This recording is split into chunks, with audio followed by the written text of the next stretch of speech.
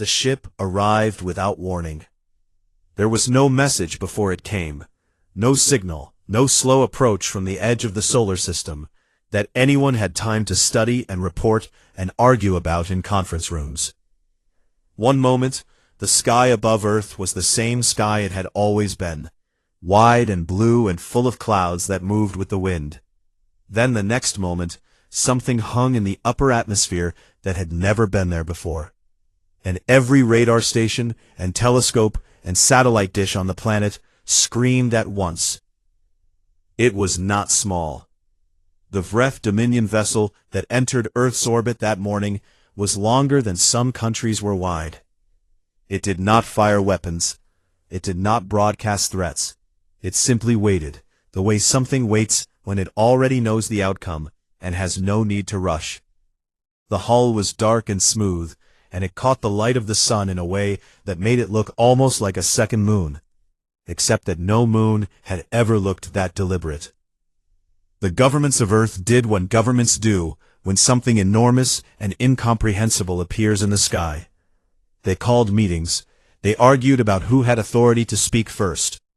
They sent cautious radio signals in a dozen different mathematical formats, and then waited to see what came back.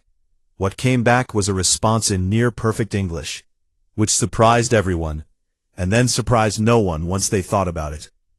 A civilization that could cross the distance between stars could certainly learn a language from intercepted radio broadcasts. The Vreth asked for a meeting. They were polite about it, in the way that something very large and very powerful can afford to be polite. They offered coordinates for a shuttle rendezvous point in low orbit. They sent a list of names, the names of Earth's leaders they wished to speak with. They already knew the names. That was the first thing that should have made everyone stop and think very carefully. But there was excitement mixed in with the fear. And excitement is a dangerous thing when you are about to make decisions that will last for generations. The delegation that rose to meet the Vreth ship was small. There were 3 heads of state, 2 military advisors, a team of scientists, and a collection of support staff that included translators and analysts and people whose job was to take notes on everything and miss nothing. Among them, seated near the back of the shuttle with a tablet full of linguistic reference files and a cup of cold coffee, was a woman named Mara Osei. Mara worked for the Earth Diplomatic Coordination Office, which was a title that made her job sound more important than most people in that office believed it to be. She was a cryptolinguist.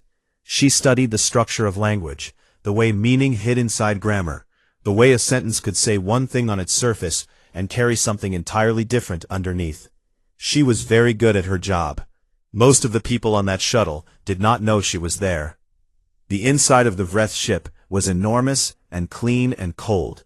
The air had a faint smell that no human had a word for yet, something between metal and rain. The Vreth themselves were tall, with long limbs and faces that were arranged differently than human faces, eyes set wide and a little too far back, mouths that moved in ways that suggested their language used sounds human throats could not make without assistance. They wore clothing that was layered and formal, and communicated status in ways the human delegation could not read. The one who spoke was called Fleetmind Soreth. The title had been translated by the Vreth themselves, and it carried a weight that the translation did not fully capture. But it meant something like Supreme Commander of all forces in this sector, and also something like the single mind that speaks for many. He was tall, even by Vreth standards. He looked at the human delegation the way someone looks at a map before a long journey, studying the terrain, calculating the route. The meeting lasted 4 hours. The Vreth brought documents. The documents were long and written in their own legal script, with translations attached that were careful and detailed and ran to hundreds of pages. The humans were given time to read them. The scientists leaned over the pages and murmured to each other. The heads of state listened to their advisors. The military men looked at the Vreth escort guards and did quiet calculations that ended in conclusions they kept to themselves. The documents described a treaty, a mutual protection agreement, the Vreth called it. Earth would receive access to certain Vreth technologies. Earth would receive protection from other species that might otherwise cause harm. In exchange, Earth would contribute a portion of its resources and economic output to the Dominion each year. Earth ships would not leave the solar system without VRETH authorization. Earth research would be submitted for VRETH review before publication. It was described as a partnership. Mara was not in the main meeting room. She was in a side chamber with the other support staff, reading the attached translations on her tablet. She was reading the footnotes. Nobody else was reading the footnotes. Footnotes in diplomatic documents were usually administrative filler, references to other sections, definitions of terms already used, small clarifications that had no effect on the main body of the agreement. These footnotes were different. Mara read them slowly, the way she read everything she was not sure about. She read them forward, and then backward, and then forward again. She pulled up her linguistic reference files and cross-checked terms. She ran several phrases through 3 different translation models and compared the outputs. Her coffee went from cold to room temperature and then back to cold again, while she sat very still and thought about what she was reading. The footnotes contained a legal framework, a nested framework of conditions and subconditions written in VRETH Imperial Code, which was a formal legal language that functioned differently from any human legal system. In human law, a contract meant what it said. In VRETH Imperial Code, what a contract meant was determined by a hierarchy of interpretive principles, and those principles were defined in the footnotes. What the footnotes said, if you read them all the way through and understood how they connected to each other, was that the word partnership as used in this agreement did not mean what humans understood partnership to mean. It meant something closer to a formal acknowledgement by a lesser world that it existed under the authority and protection of a greater power. It was a submission, dressed carefully in the clothes of one. Mara looked up from her tablet. Through the door of the side chamber, she could hear the voices of the heads of state, the careful, formal tones of people who believed they were making history in the right way. She thought about standing up and walking in and saying what she had found. She thought about what would happen if she did that. She thought about the ship outside, the enormous, dark ship that had arrived without warning and waited with the patience of something that did not need to hurry. She picked up her stylus and began to make notes in the margins of the document instead. Small notes, precise notes, the kind of notes you make when you are not yet sure what you are going to do with what you have found, but you are very sure that you are going to remember every detail of it. The heads of state signed the agreement at the end of the 4th hour. Fleetmine Soreth watched the signatures being made with an expression that, had any human known how to read a VRETH face, would have been recognized as satisfaction. The plan had worked as planned. It always worked. In 400 other systems, across 400 other worlds that had once looked up at a dark ship in their sky and felt the mix of fear and excitement, it had always worked exactly like this. He did not notice the small woman in the back of the delegation, the one with the tablet and the cold coffee and the margins full of small, careful notes. There was no reason to notice her. She was just someone who read footnotes. 5 years passed the way years pass when people are adjusting to something they cannot change. The VRETH kept their word, in the way that a contract keeps its word, when the person writing it made sure the word they kept was a narrow one. The fusion generators arrived first, enormous machines that were installed in carefully chosen locations across the planet. And within 2 years, the energy crisis that had haunted every global summit for 3 decades was simply over. The medical data packages came next, dense files of biological knowledge that Earth's scientists spent months decoding and another year arguing about, and eventually used to eliminate 4 diseases and cut the mortality rate of 7 more in half. The food shortages in the eastern regions eased. The wars over water in the south quieted down. People noticed the good things first, the way people always do. The other things were harder to see if you were not looking for them. The 12% of economic output that left Earth every year was taken in a form of calculation that the VRETH had provided, and that economists argued about, but could not quite disprove. Earth ships that attempted to leave the solar system were turned back at a boundary point near Saturn's orbit by a Vreth monitoring station that had been installed there quietly in the third month after the treaty was signed. Research papers from Earth's top physics departments began being submitted for review as required, and some of them came back with sections removed, with polite notes attached, explaining that the material had been flagged for security reasons that could not be further specified. The word that kept appearing in conversations, in quiet kitchens and private offices, and the kind of discussions that happened late at night when people had stopped performing optimism for each other, was manageable. Things were manageable. Things could have been worse. The Vreth were not cruel, not in any obvious way. They did not burn cities or make threats that were designed to humiliate. They simply maintained the structure they had built, with a calm efficiency that made it clear they had done this before, and expected to do it for a very long time.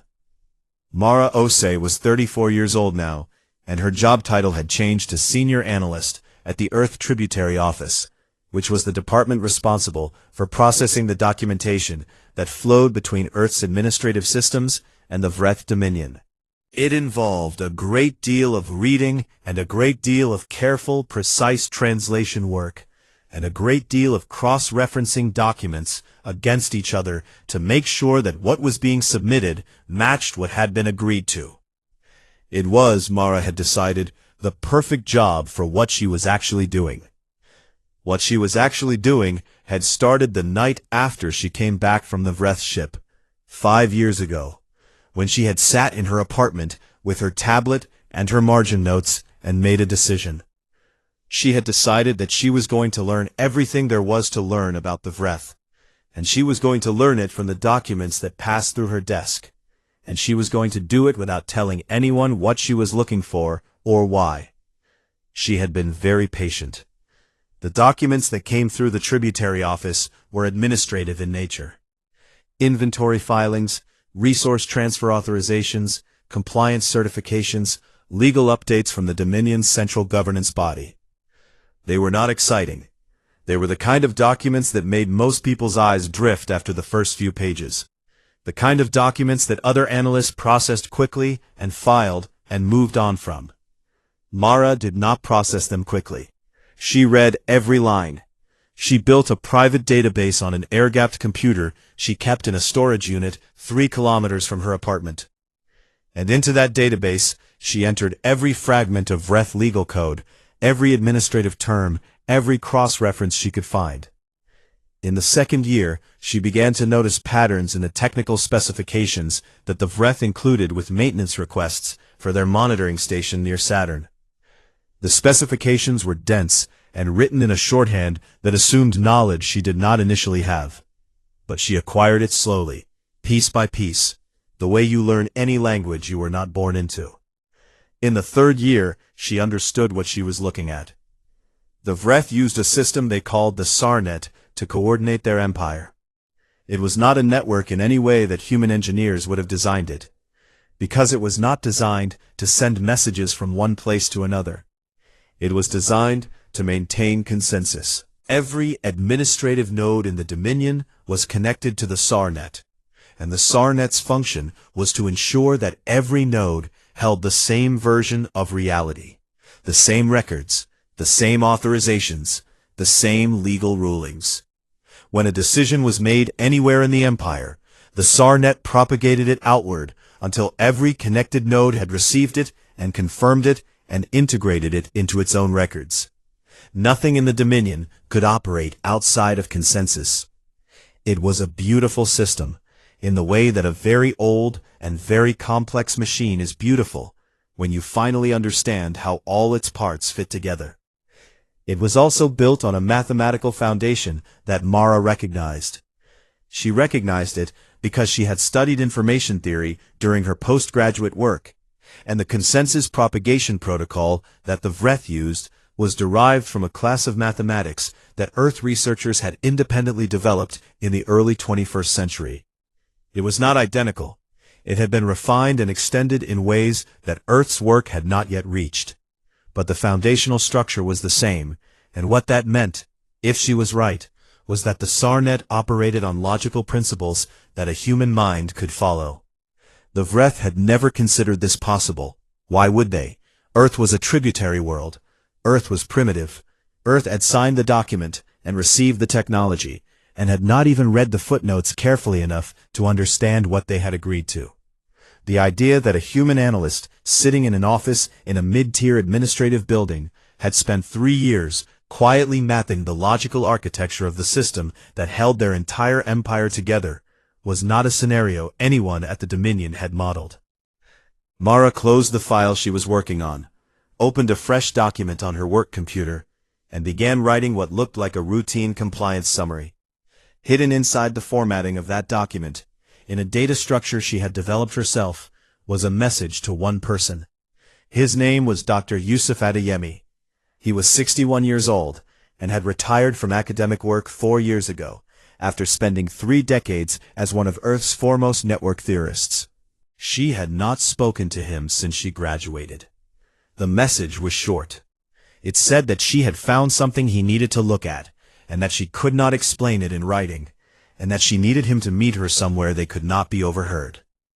Dr. Adeyemi responded within an hour. He agreed to meet. 2 weeks later, in a rented conference room in a building that had no connection to any government office or monitored infrastructure, Mara opened her tablet and laid out everything she had built over 3 years of careful, patient, invisible work. Dr. Adeyemi sat across from her and did not speak for a very long time. He looked at the diagrams. He read the mathematical mappings. He followed the logic of the consensus propagation model through 3 levels of abstraction, and then looked up at Mara with an expression that she had not expected to see on the face of a man who had spent his career being hard to surprise. He looked frightened. "Mara," he said, and his voice was very quiet, "you have drawn a door into their house."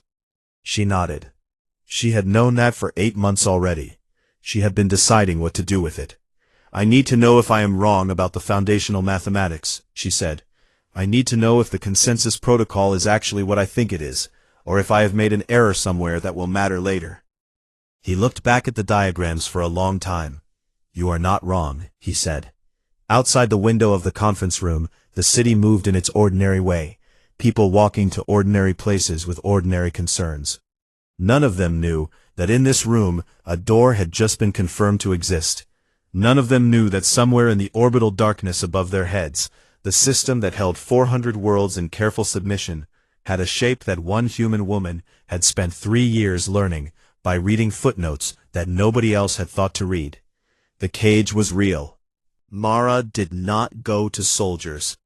She had thought about it in the early months after the meeting with Dr. Adeyemi, and she had considered the shape of what a military response would look like, and how quickly it would be visible, and what would happen to Earth when the Vreth noticed it.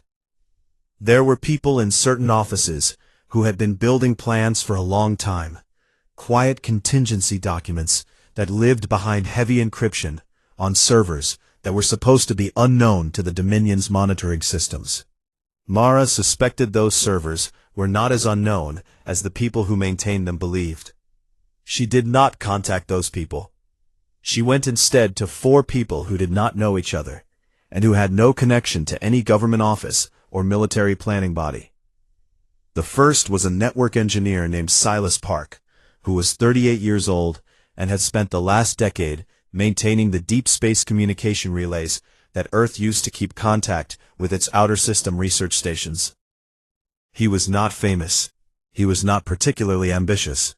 He was very good at understanding how signals moved through complex systems, and at finding the exact point where a signal could be introduced into a network without looking like something that had been introduced from outside. The second was a woman named Priya Iyer, who was a professor of game theory at a university in the south of India, and who had published 3 papers in the last 7 years on the mathematics of collective decision-making in systems where the individual nodes could not communicate uncertainty.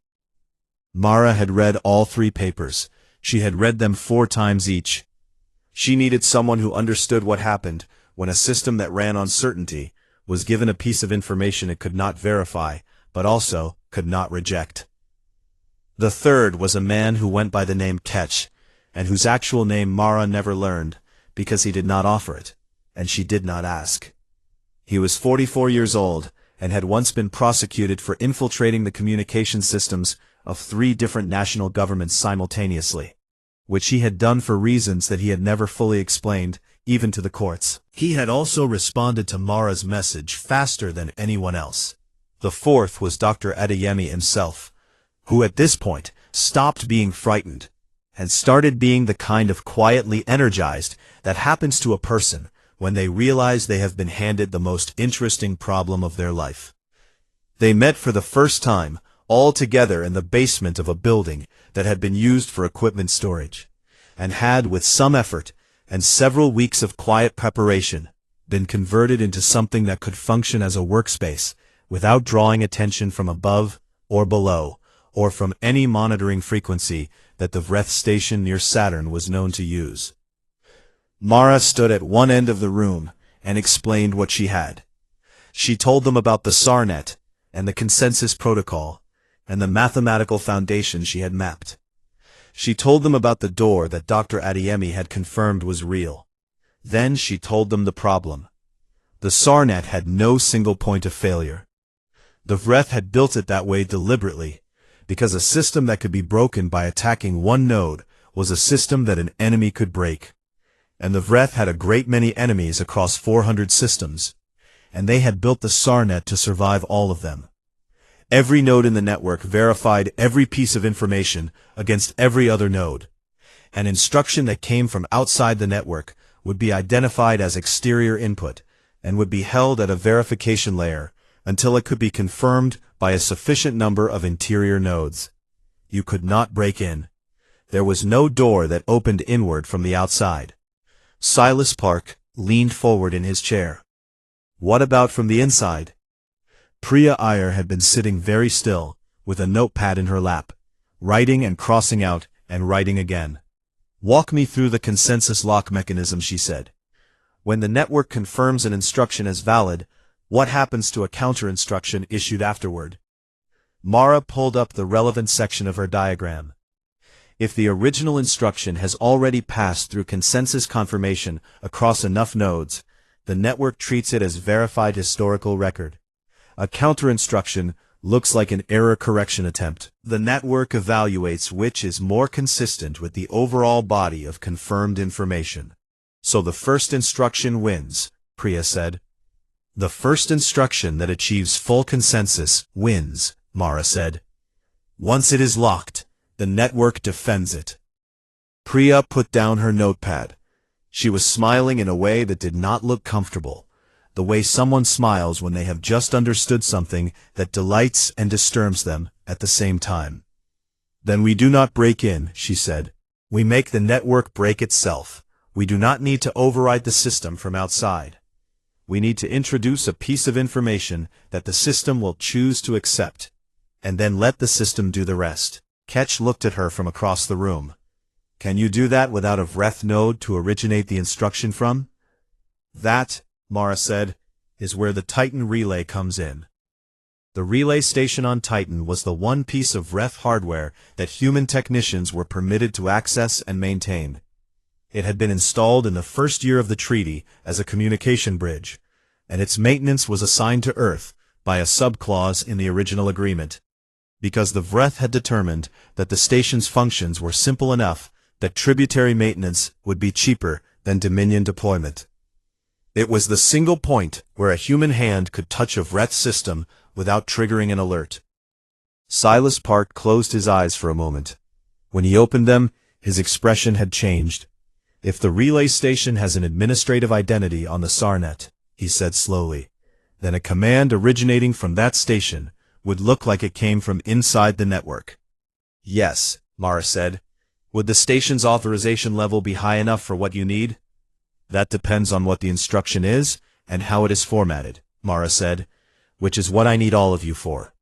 They worked for 7 months. The work was different from anything any of them had done before, because it required each of them to think in a way that was not natural to them. They had to think the way the SARnet thought, which meant thinking in certainties rather than probabilities, thinking in hierarchies where every piece of information had a place and a weight and a relationship to every other piece. Ketch, who had spent his career exploiting the gaps in systems designed by people who thought in the ordinary way, found this deeply uncomfortable, and also said it was the most interesting thing he had ever attempted. Priya filled 4 notebooks with game-theoretic models of how the network would respond to different inputs under different conditions. Silas built a simulation on a closed system that modeled the consensus propagation mechanics as closely as the data Mara had gathered would allow. They made mistakes. They corrected them. They made different mistakes and corrected those too. Fleet Mind Soreth, sitting in his command vessel in orbit above Earth's southern continent, received a routine anomaly report in the 4th month of this period. The report indicated minor unusual traffic patterns in Earth's deep space communication relays. His analytical staff reviewed the report, noted that the patterns were consistent with normal maintenance activity, and filed it. Soreth reviewed their conclusion and agreed with it. He thought about it once more, briefly, in the 5th month, when a second anomaly report came in. Then he thought about what Earth's humans were capable of, and he filed the second report too. This was the Vreth's mistake, and it was not a small one. It was the mistake that came from believing that a species you had assessed and categorized and placed in a box had stayed in the box. It was the mistake of underestimating what happens when a fragmented, chaotic, stubbornly individual species decides to do one thing together in a basement where no one is watching. In the 7th month, the team had something they believed would work. Mara looked at it for a long time before she said anything. She looked at it the way she had looked at those footnotes on the shuttle 5 years ago, with that same feeling of reading words that said one thing on the surface and carried something enormous underneath. "If this does not work the first time, they will see what we try to do," said Priya. "We know," echoed Silas. Ketch did not say anything. He just looked at his screen and nodded once. Dr. Adeyemi put a hand on Mara's shoulder. "You read the footnotes," he said. "The rest of us just caught up." She allowed herself one short breath. Then she said, "Set the date." Part 4. The day the plan ran. The date they chose was a Tuesday. There was no particular reason for Tuesday, except that the Titan relay station's maintenance window fell on a Tuesday, which meant that brief and irregular bursts of signal from the station were already part of the expected pattern that the Dominion's monitoring systems would see on that day. Silas had identified this window 14 months ago and had been thinking about it ever since. A Tuesday, in the middle of a normal maintenance window, was the quietest possible moment in which to do something that had never been done before. They called it Operation Footnote. Mara had named it privately weeks earlier, writing the name in small letters at the top of her personal notebook before crossing it out and then writing it again. It felt right. It felt like the kind of name that no Vreth administrator would ever understand the meaning of, and that was part of why she liked it. The team gathered in the basement at 4 in the morning because the maintenance window opened at 4:30 and they needed time to run final checks on everything. The room was cold. Nobody had slept well. Ketch arrived first and had already made a pot of very strong coffee by the time the others came in, and Mara drank 2 cups of it standing up before she sat down at her station. The plan had several layers, and each layer had to function in sequence. Silas would establish the connection to the Titan relay using the legitimate maintenance authorization credentials that Earth technicians used every cycle. That connection was expected and would not trigger an alert. Once the connection was live, Ketch would introduce the packet into the relay station's administrative channel, using a technique he had refined over 3 months of simulation testing. The packet was the core of everything. It had to look, to the SARnet, like it had originated from a legitimate high-authority node within the network. It had to carry the right weight, the right structure, the right authorization signature. Priya had spent 4 months on the authorization signature alone. The packet contained a single legal determination. It stated that the tributary agreement between the Vreth Dominion and Earth registered under a specific treaty number that Mara had located in the original document's administrative appendix, contained a fundamental procedural error in its formation. Specifically, it stated that the agreement had been finalized without completing the mandatory review process required under Section 7 of the Foundational Accords of the Dominion, which was a real section of a real document that Mara had spent a year locating and reading in full. Section 7 required that all tributary agreements involving worlds with independent mathematical research capacity be reviewed by a senior legal body before finalization, because such worlds had a recognized standing under Vreth law that affected the terms of the agreement. Earth had independent mathematical research capacity. Earth had demonstrated that capacity before first contact. The original treaty had not been reviewed by the required legal body. The error was real. Mara had not invented it. She had found it, the way she found everything, by reading what other people had not bothered to read. The legal consequence of this error, under Vreth Imperial Code, was automatic suspension of the agreement pending formal review. The SARnet, if it accepted the determination as valid and consensus locked it, would propagate that suspension to every node in the network. Every Dominion administrative system, every fleet coordinator, every enforcement authority that managed Earth's tributary status would receive, confirm, and integrate the same message. The Earth agreement was suspended. At 4:47 in the morning, Silas established the maintenance connection to Titan. He looked at Mara. She nodded. Ketch sent the packet. For 9 minutes, nothing visible happened. The simulation had predicted this. The packet was moving through the relay station's administrative channel, being processed, being evaluated against the station's local records, seeking the first confirmation node. 9 minutes was within the expected range. It could take up to 15. If it took longer than 15, something had gone wrong, and they would need to abort and assume that the network had flagged the input as anomalous. Nobody spoke during those 9 minutes. Priya had a pen in her hand and was not writing anything. Dr. Adeyemi sat with his eyes closed, which might have meant he was thinking, or might have meant he was doing something close to praying. Silas watched his monitoring feed with the focused stillness of someone who has done everything they can do and is now waiting for something that is out of their hands. Mara watched the clock.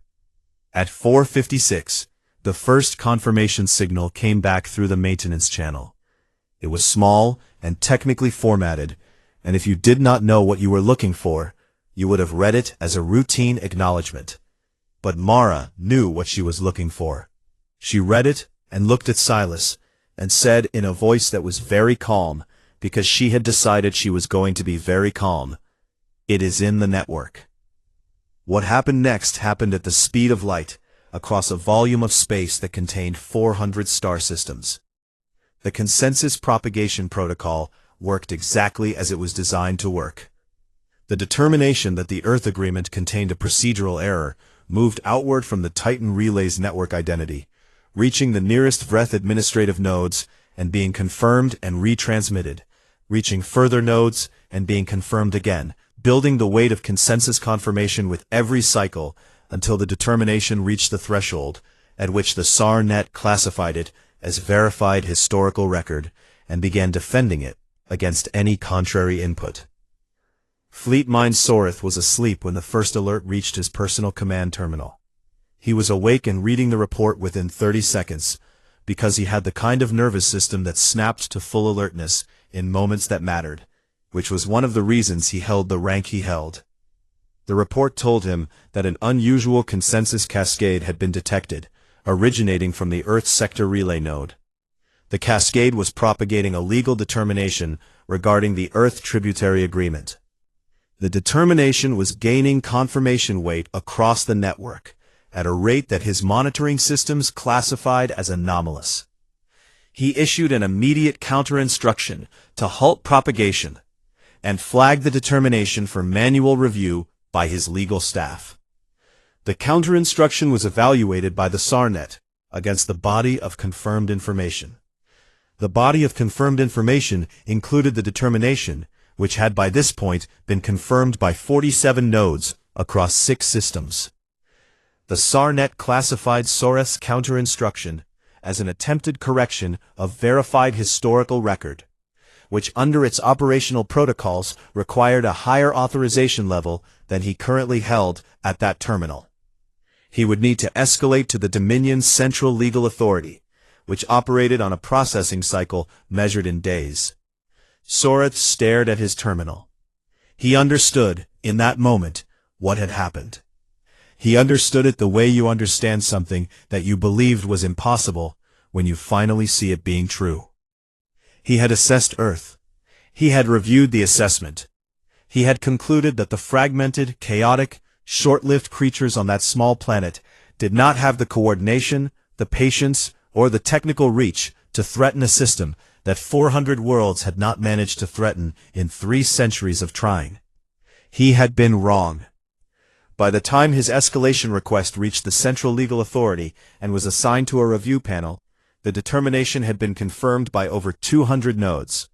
In Earth orbit, the 3 Vreth administrative vessels that maintained the tributary monitoring function received the propagated determination, confirmed it according to their programming, and transmitted stand-down authorizations to their active enforcement systems. Because enforcement systems could not operate against a world whose tributary agreement was under legal suspension. The vessels did not leave, but their enforcement systems went quiet. In the basement on Earth, Mara watched the monitoring feed that Silas had maintained through the maintenance connection. The data was technical and dense, and she had to interpret it carefully, which she did, and what it told her was that the stand-down had been issued. She sat back in her chair. "It worked," Silas said, and his voice came out louder than he had intended, and then softer again as he caught himself.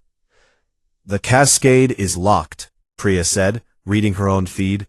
"They cannot reverse it without Central Authority review. That takes days at minimum." Ketch said nothing. He closed his laptop with a precise click and looked at the ceiling. Dr. Adeyemi let out a long breath that he had apparently been holding for some time. Mara set down her cup. The coffee in it had gone cold again, the way it always did when she was concentrating on something else.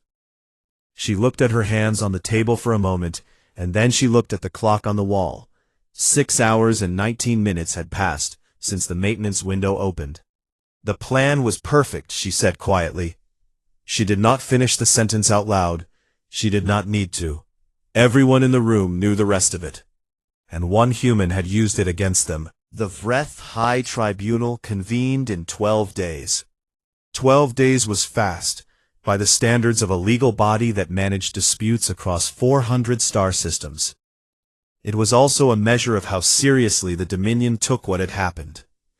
The SARnet cascade had stabilized with the Earth Tributary Agreement classified as suspended, pending review, in more than 360 confirmed nodes across the network. Unwinding it required the tribunal to issue a direct correction, which required the tribunal to first establish that the original determination had been introduced in error, which required the tribunal to examine the determination itself. And the determination was correct. The procedural error was real. The requirement under Section 7 was real. The Earth Agreement had genuinely not been reviewed by the required legal body. Because no one at the Dominion had expected the review requirement to apply to a world they had assessed as below the threshold of independent mathematical research capacity. That assessment had been filed and approved before first contact.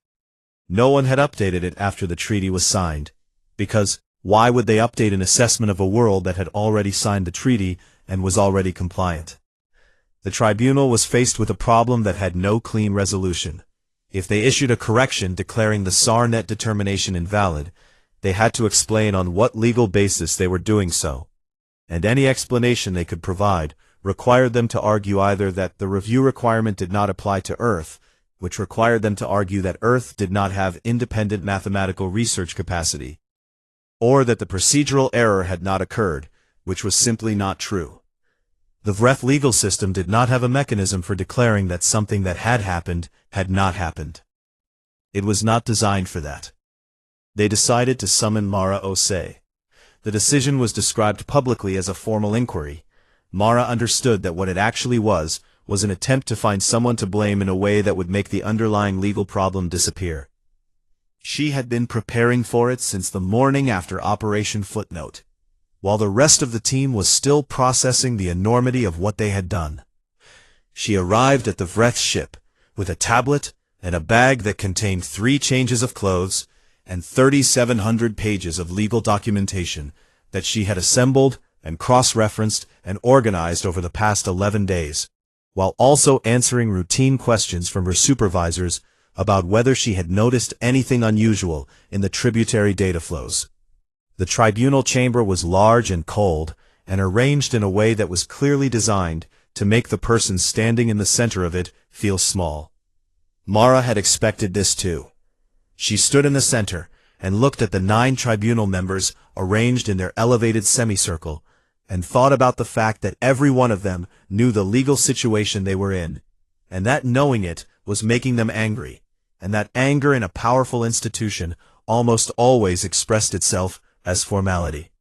Fleetmind Soreth was not a tribunal member. He sat in an observation position to the side. Mara looked at him once when she entered, and then kept her attention on the tribunal members, because they were the ones she needed to address, and she had too much work to do to be distracted by a commander who had underestimated her. The chief tribunal member spoke first.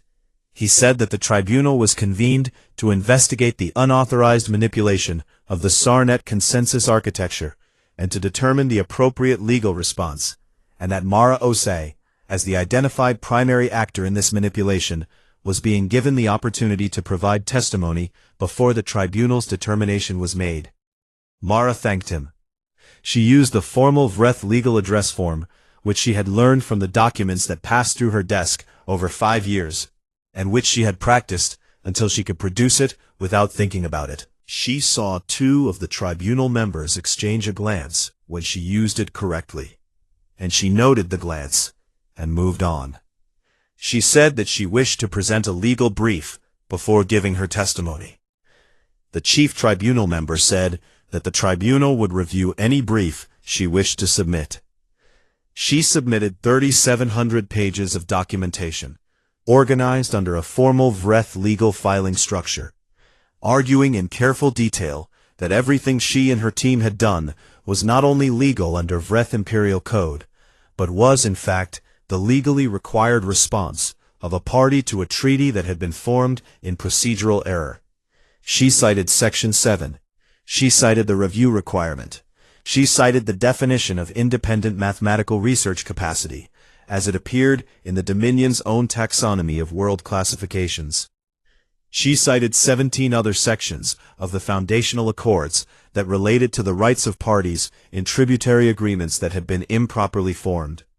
She cited them all correctly, with the right cross-references, in the right order, under the right interpretive hierarchy. She had written it in 12 days, using nothing but documents that had passed through her desk at the tributary office over 5 years. The tribunal reviewed the brief for 4 hours. During those 4 hours, Mara stood in the center of the chamber and waited. She had become very good at waiting. When the chief tribunal member spoke again, his voice had changed in a way that was small, but that Mara recognized. It was the voice of someone who has read something they cannot argue against, and has not yet decided how to behave about that. He asked her how she had come to understand Section 7 of the Foundational Accords. She said that she had read it in the footnotes of the original treaty documentation. There was a silence in the chamber that lasted several seconds, which was a long time for a formal proceeding. Soreth, in the observation position, did not move, but his eyes were on Mara, and they had the look of a mind working very quickly through the implications of a reality it had not previously modeled. The tribunal deliberated for 6 days. On the 7th day, they issued their determination. The Earth Tributary Agreement was formally dissolved on procedural grounds, with a notation in the record that the dissolution was a legal consequence of formation error, and did not reflect any judgment regarding the parties involved. Earth was no longer a tributary world. The enforcement vessels in Earth orbit received orders to return to Dominion space. They left on a Thursday. Mara watched them go from the roof of her office building with Dr. Adeyemi standing beside her. The others were elsewhere, processing the moment in their own ways. Silas had gone back to his relay station work because he said he needed something familiar to do with his hands.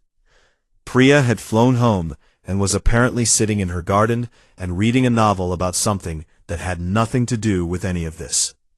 Ketch had vanished in the particular way that Ketch did things, leaving no message and no forwarding information. The sky was clear. The last breath vessel was a dark shape that diminished slowly, and then became a point of light, and then became nothing at all. "What happens now?" Dr. Adeyemi asked.